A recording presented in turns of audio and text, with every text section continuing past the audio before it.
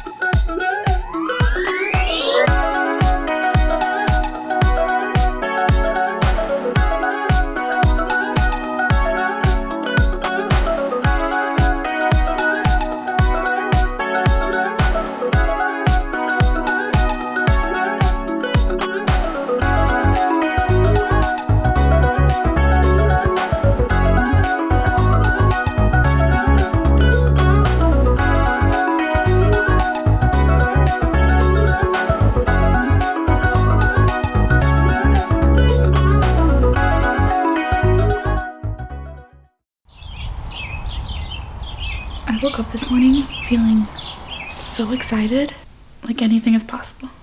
I'm just pumped, and it feels so good to wake up feeling excited. Week 2, let's get it. Hey guys, today's my rest day from the gym, but I'm still gonna go for a walk during lunch because I work an 8 to 5 computer job from home, and if I don't leave the house during the day, I get sad and moody, and I am just such a better person if I can go outside. It's warm and very windy. Maybe I can get a little bit of tan because I am so pale.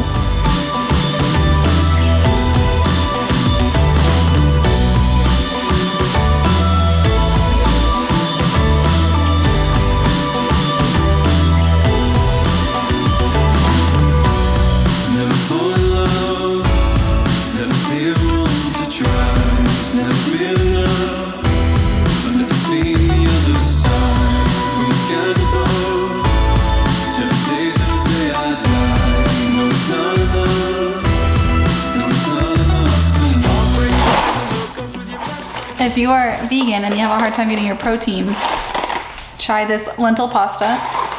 There's a lot of different brands, but it's getting really cheap.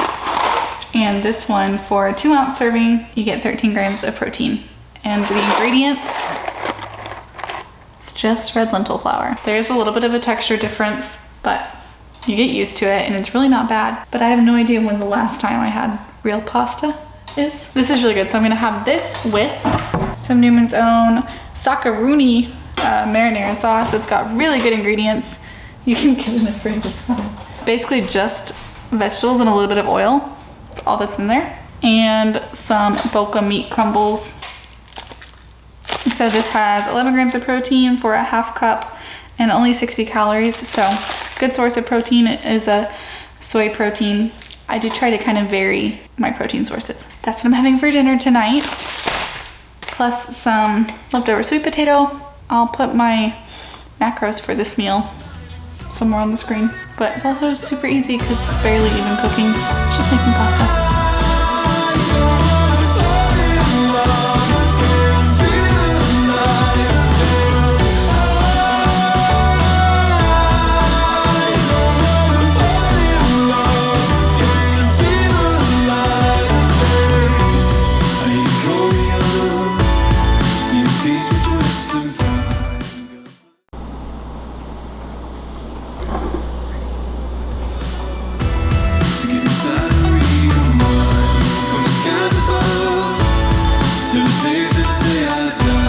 Good morning guys, I'm on my way to my second personal training session and I'm super excited. It's 5:17, starts at 5:30, so just waiting on this red light. I always get places too early. So it's only been like a week, but I weighed myself 2 days ago and I had not gained weight. I was 1/2 pound down, which I know that weight fluctuates like 2 pounds with water and stuff, but I've been drinking a lot more water. I'm gonna wait and weigh myself again at the end of this week and maybe another week, but I might have to kick up the calories some more. I mean, that's a good problem to have. So I need to eat more. I will. I think we're doing legs today. It is a little bit scary working out with a personal trainer. I don't know, it is and it isn't. When you first start out working out, you really feel so out of place and uncomfortable and you don't want to be bad at anything, and then the longer you're there, the more you realize that like learning how to fail is an important part of fitness. So like last week we were doing squats, just seeing how much I could do. I worked out at Planet Fitness before this, so I only ever used the Smith machine. So we're doing actual like free barbell squats, and we did go to failure. So like I had to kind of throw the weight back, which I'd never done before. So it was cool. I know that if I had done that a few years ago, I would have felt like embarrassed and I would have felt bad, but now I think that's awesome. I know that soon I'm going to be able to do that weight and do the whole squat. I definitely could have slept for 10 minutes. So growing up, I was not an athletic kid. I did like a couple years of dance and gymnastics, like everybody does. And I did 1 year of softball, but hand-eye coordination does not come naturally to me. And even more than that, I've always had an intense fear of being bad at something. Like, it just destroyed me when anyone criticized me when I was a kid, because I just wanted to be perfect. So all through school, I never put myself out there because I didn't want to fail at anything. So I was never in any team sports, never really tried to push myself in athletics because I just didn't have it in me to get over that initial being bad stage. And it wasn't until a few years into college when I really started to think about being healthier. When I was younger, my favorite breakfast was Reese's Puffs with a glass of chocolate milk. I can still imagine it. But I mean, I had no idea what a fat, a carb, a protein was. I didn't know how much I needed to be exercising. I didn't know any of that. So when it came to working out, I learned a lot just from YouTube, which can be dangerous because there's a lot of interesting theories out there with fitness. But I didn't just go to a gym right away. I did Kayla Itsines. It's like a bikini body guide. It's an app. You pay monthly and it's the workout plan right there for you. And I stuck to that. And that was the first time I'd ever stuck to a workout plan. It helped that I was paying for it. So if you're having a hard time getting started, pay for a plan. We kind of put more value into something that we've purchased versus something we get for free. So I didn't have the discipline yet at that time to stick to something without like the buy-in. So I paid for that plan and I stuck to it. I mean, it was mostly like, I think it was 3 days of circuit training, body weight, strength exercises, and then 3 days of low intensity, steady state cardio. But it was enough to get me to a point where I felt comfortable in like the basic movements. And I finally went to a gym, got my first gym membership. It was right by my house, so it was super convenient. And they actually had a women's room, which was super great for me because I still wasn't comfortable. Like I've always been like a skinny girl, so I wasn't going into the gym like with muscle like at all. That women's room had basically everything I needed. It had some free weights, it had a barbell, it had benches, and it was usually just me and maybe one other person. So I got to do most of my workouts there and really get comfortable and build up some strength. And then eventually I was comfortable enough to go out to the real gym. And I actually think Instagram helped me with this. So I don't use Instagram anymore. I haven't used it for a couple years, except for like short periods of time. But there was this like wave on Instagram of women lifting heavy, showing up in the gym. And I think seeing all these videos of women lifting weights in the gym helped me because I was able to imagine myself there and visualize it. And visualization is one of those kind of things, like it kind of gets into the law of attraction and it gets a little bit, I don't know. Scientifically, it has been proven if you can imagine yourself doing something, if you can do a visual exercise of yourself performing some action, you're more likely to go and do it. So I think even subconsciously, watching other people go lift weights and get stronger and take up space in the gym helped me. So then I got pretty consistent with lifting weights. When I became a teacher, I taught high school for 2 years. It was harder to balance because I was getting to the school at like 6 or 6:30 and then would get home between 4 and 5. And there's just not a lot of time. I would still get to the gym like 3 or 4 days a week most of the time. So I was consistent, but it wasn't like this. It wasn't like this is where my focus is. And that's fine. Our life ebbs and flows and there's different seasons for different things. Having the gym to go to during teaching was really great for helping to manage stress and have something for myself. I'll fast forward to quarantine 2020. I was in between jobs because I was done teaching and I hadn't started at my new job yet. I had a couple months between work and the country was kind of shut down. So I was able to really focus in on fitness, and that kind of, I had the time to devote to it. And I decided to try the 75 hard challenge. I don't think I succeeded. I'm really not even sure, but I stuck to it for a long time. I just think doing hard things is kind of addictive because the more you do them, the more you realize you can do it. And it's all mental. After the 75 hard challenge, which I think I failed, it was still really good for me. I decided to run a half marathon. Again, I just wanted some kind of goal to work towards, and my brother-in-law was planning on doing it, and he had been asking me, and I had said no, and then when it was 8 weeks away, I was like, well, let's do it, yeah. And I think running is super great for discipline because it is so mental. For the most part, your legs can keep going if your brain tells them to. It's just that they want to stop and your brain wants to stop, and you just have to have the discipline to force yourself to do something that you know is good for you. I think the biggest change from running that half marathon is mental. Now it's kind of like, well, I can run a half marathon. Why can't I do a bikini competition? I don't know. I'm sorry, this was probably all over the place, but I was just thinking about fitness and how it's changed me and why I feel so passionate about it, because it's not just about building muscle to look better. It really carries over into other aspects of life.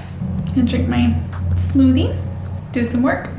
I'm gonna go do HIIT during lunch today. Oh, like I said previously, make sure you eat more today since I am doing HIIT.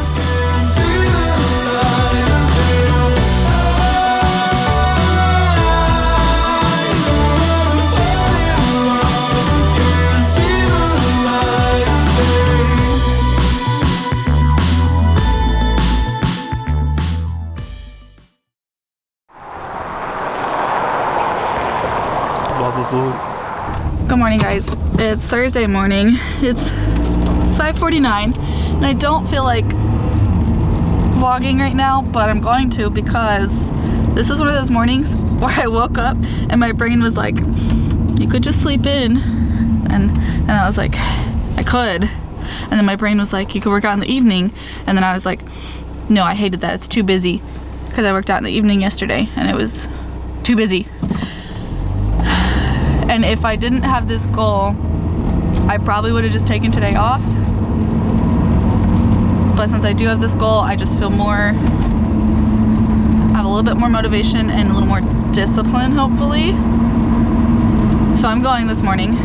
And when I was getting ready, I was listening to Mind Pump, and the episode that they just put out was all about discipline and how that's like discipline and consistency. That's the secret sauce. So yeah, I felt like the universe was like, see, you're doing the right thing. So just wanted to document that. I didn't want to go today, but I am. And Jackson's going with me. Woohoo! We're gonna go do push. So. Really? Yeah, because I did pull yesterday. But I don't want to bench press today. I want to focus on shoulders.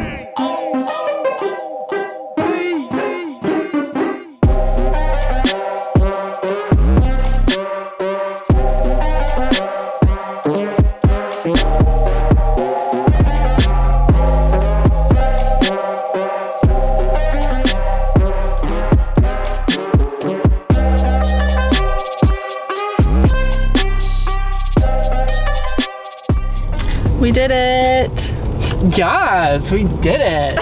So that was pretty good. I was definitely already very sore and tired, and holding this camera, I'm literally shaking. But but it was a good workout, and that means tomorrow is leg day, and I'm excited about that. I'm super freaking hungry. Are you hungry? Leave a comment if you're hungry. I know, are you hungry? I'm glad I went. I did it, even though I wanted to sleep in. My arm's gonna fall off, so check in with you later. I did think that was a weird question for your viewers. So every single day at like 2:30 or 3, I have a snack of apple and peanut butter, and it's my favorite thing.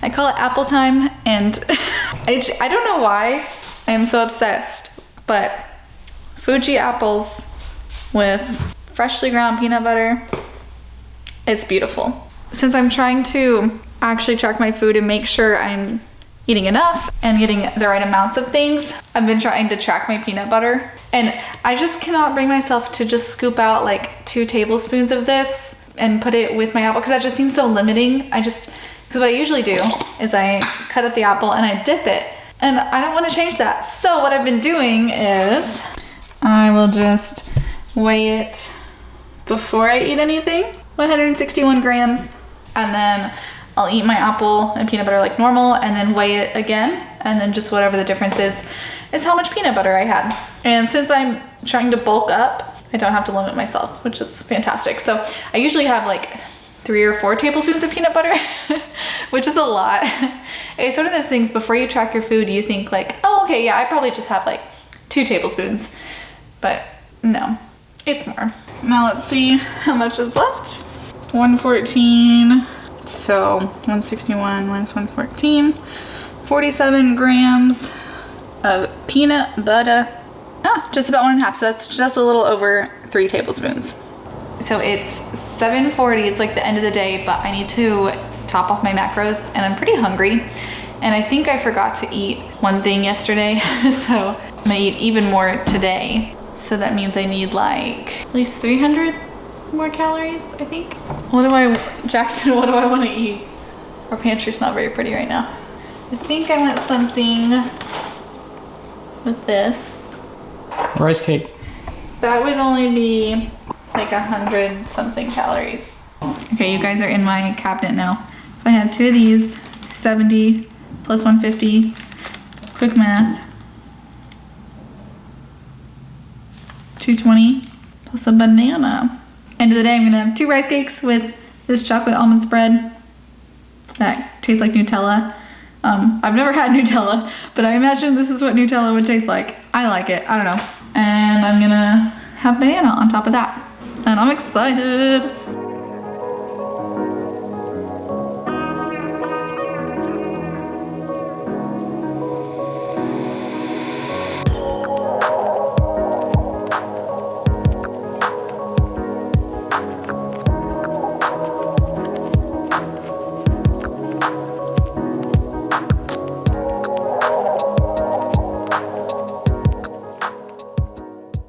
Alright guys, I wanted to end this video with a quick weekly check-in. I obviously don't expect to see a bunch of changes week to week, but over time, I think they'll add up.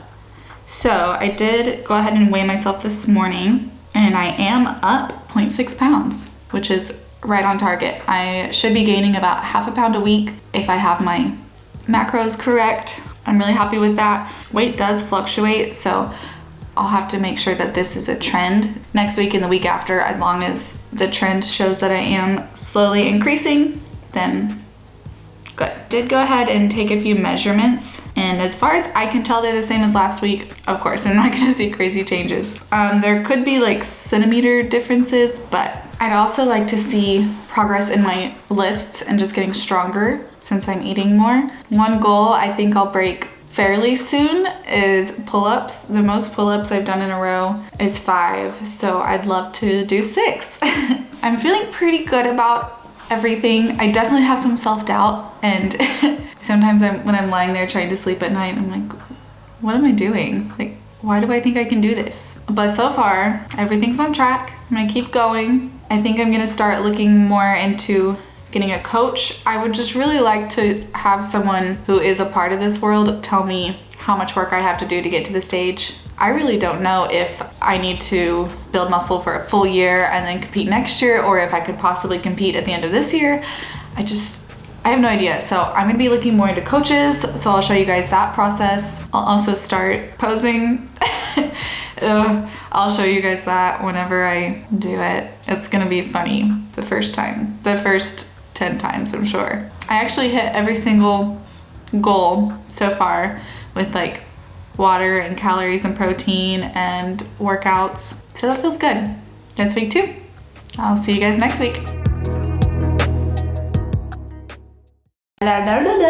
Oh my gosh, you can't put that on YouTube.